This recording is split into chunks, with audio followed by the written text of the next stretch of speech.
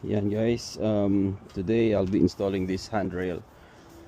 Actually designed to 4 bathrooms, pero i-install ko to dito. Yan, para delikado kasi baka mahulog yung mga bata dito sa stairs ng bus. So yeah, yan gagawin ko ngayon. And then konting electrical, may isang outlet akong i-install doon. And then ano pa bang mga i-install ko ngayon?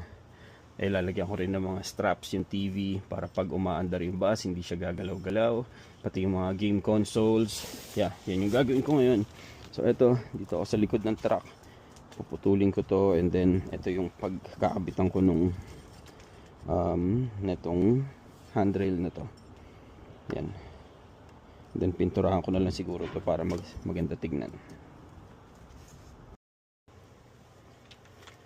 Yan guys, I'm almost done installing this safety handrails.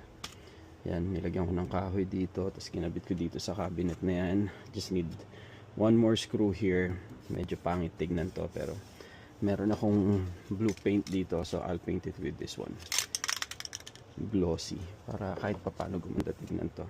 Ito lang kasi pag may naglalaro ng arcade doon, we are thinking na baka mahulog dito sa step na to.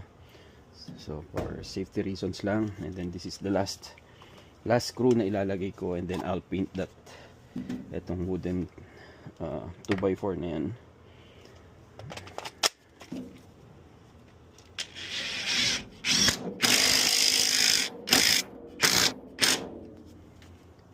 There you go, all done for the safety rails though.